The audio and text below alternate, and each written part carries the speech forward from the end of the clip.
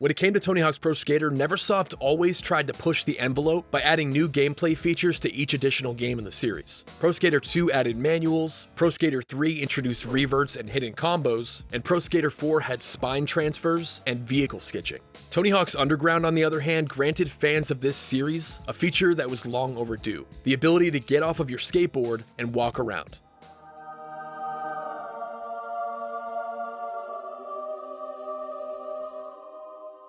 But this game delivered so much more, which is why we'll be discussing and celebrating Tony Hawk's Underground 20 years after it first released.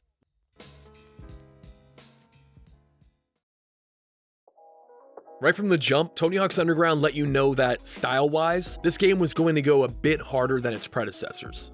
Developer Neversoft changed up their logo animation with every title in the series. The previous entry, Tony Hawk's Pro Skater 4, showed a gorilla riding into frame on a skateboard, sitting down, and yanking the Neversoft eyeball out of his nose. Mildly gross, but definitely a very fun, playful animation. Tony Hawk's Underground, on the other hand, shows a skateboarder power sliding to a complete stop on top of a sewer grate, only to be thrown to the side by a monster who pulls him into the sewer, eats him alive, spits out his bones, and eventually one of his eyeballs, which jumps towards the camera to complete the Neversoft logo.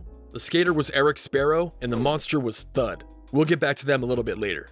In terms of the intro video for the game, the bar was set really high up to this point in the franchise. Tony Hawk 1 used Police Truck by the Dead Kennedys, followed by Rage Against the Machine's Guerrilla Radio, Ace of Spades by Motorhead, and TNT by AC/DC. Tony Hawk's Underground marked the first time in the series that a hip-hop track was used for the game's intro video, A Day at the Races by Jurassic 5. Coupling together Jurassic 5 with skate footage and the silhouette of what is implied to be your custom career skater just hyped you up so much for the experience ahead. Personally, I love this song, but I have to admit that, much like Joe Dierte, I am a rocker through and through. I'm a rocker, dude, through and through. Luckily, the soundtrack for Tony Hawk's Underground covered multiple genres of music. You thought that the soundtrack for Pro Skater 4 was big? This one is 3 times its size. But jumping into the main menu for THUD is a little bit depressing in 2023 because you're immediately reminded of the fact that games used to be released in, well, a completed state that didn't require 200 gigabytes of patches. But games also came with so much extra content that could keep you occupied for an incredibly long time. We've got Story Mode, High Score, and Free Skate, Create and Play Goals, a feature that was new to Underground, where you could add custom goals to both the main levels and created parks. 2-player split screen mode. I'm playing the Xbox version through backwards compatibility on a 360, so I have the option for System Link, but PS2 and PC had online play. Meanwhile, the poor old GameCube version had absolutely no System Link or online functionality whatsoever.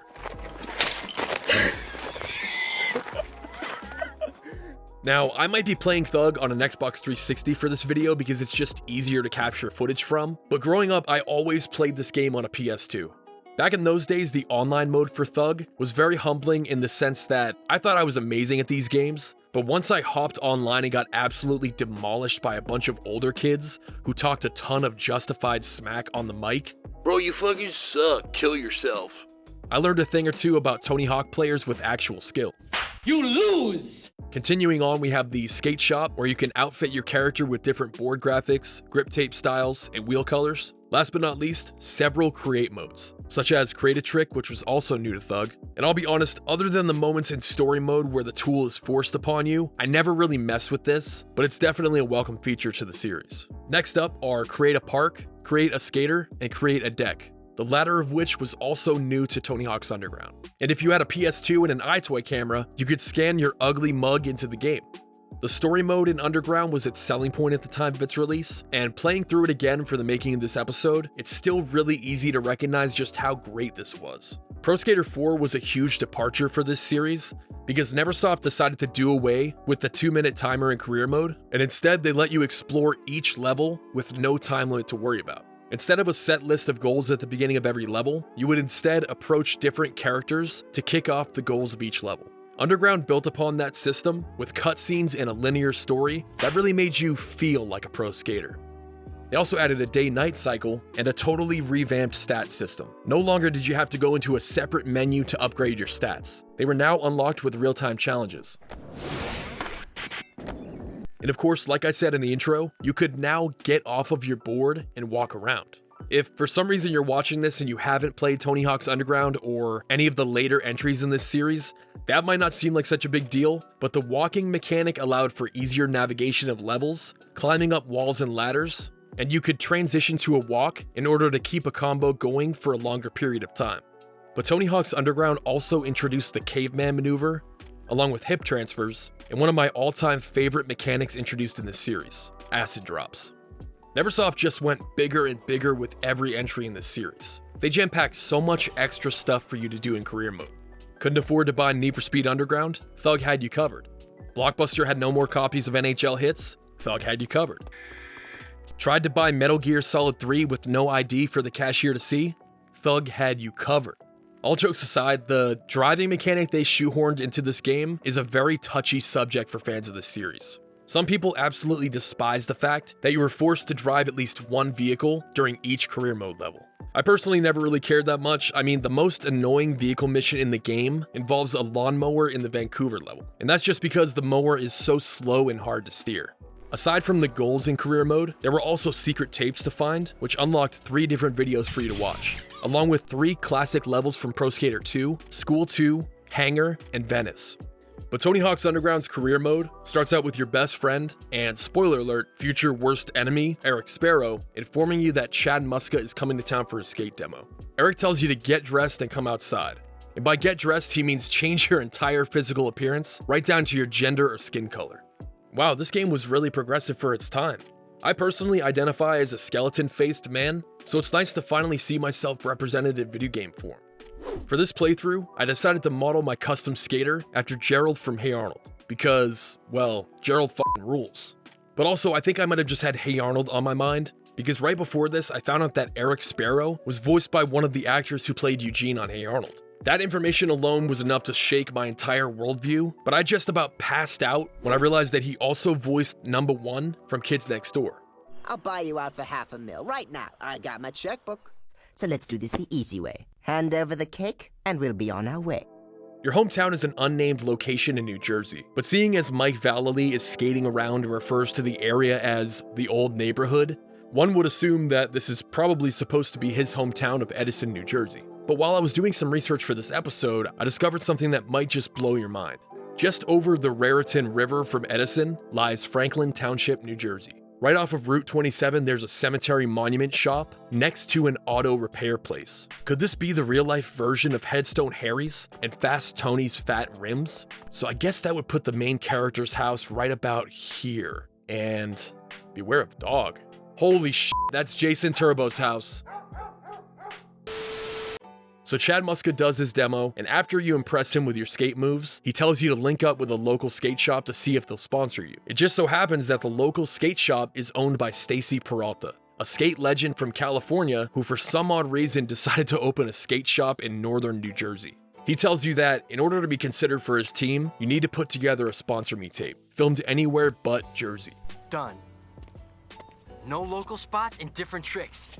After murdering a security guard and being chased out of town by a bunch of drug dealers, including one that looks like the love child of Neo from The Matrix and Jay from Jay and Silent Bob, you and Eric make your way to New York City.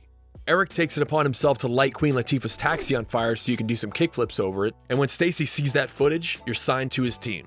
Stacy sends you down to Florida to compete in the Tampa AM contest. Eric, being the piece of shit that he is, intentionally signed only himself up for the contest, but not you. After impressing some of the pro competitors to earn your way into the contest, the 2 finalists are just you and Eric.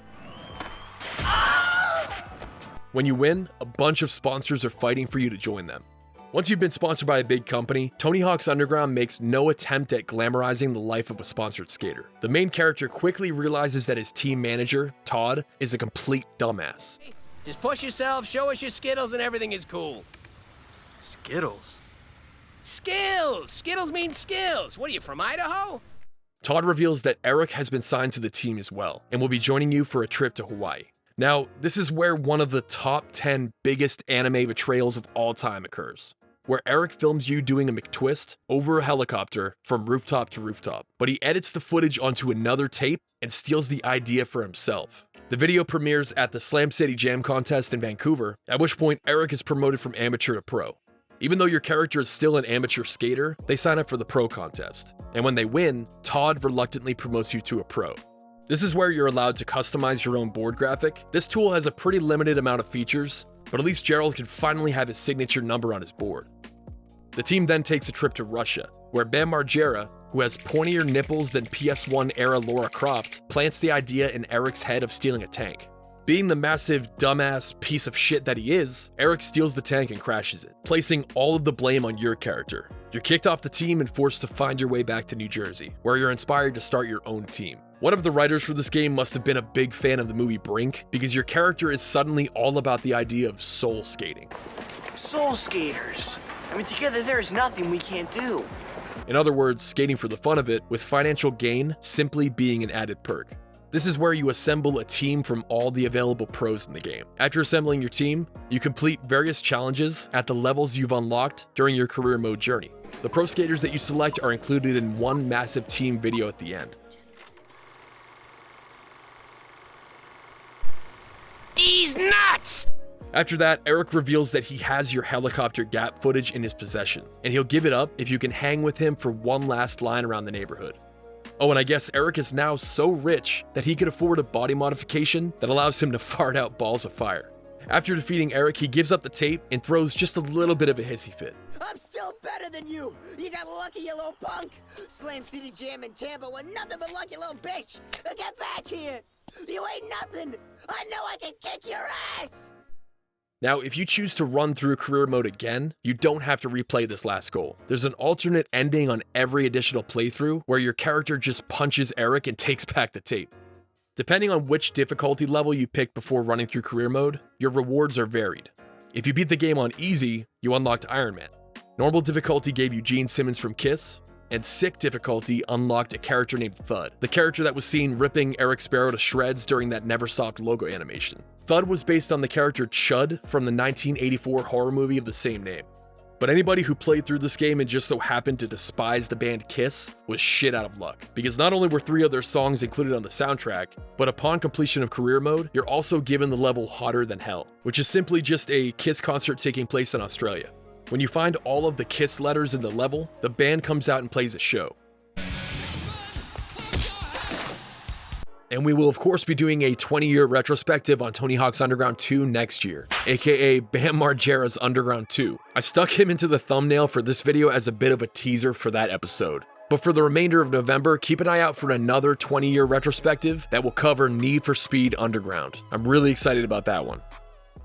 But that'll do it for today's episode. I hope you enjoyed it. Comment down below with any memories about this game or other thoughts you have on Tony Hawk's Underground. Not only does it help the video and my channel, but I legitimately enjoy talking about this stuff with everyone.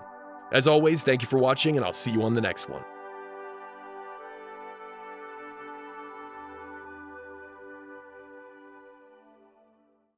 These nuts!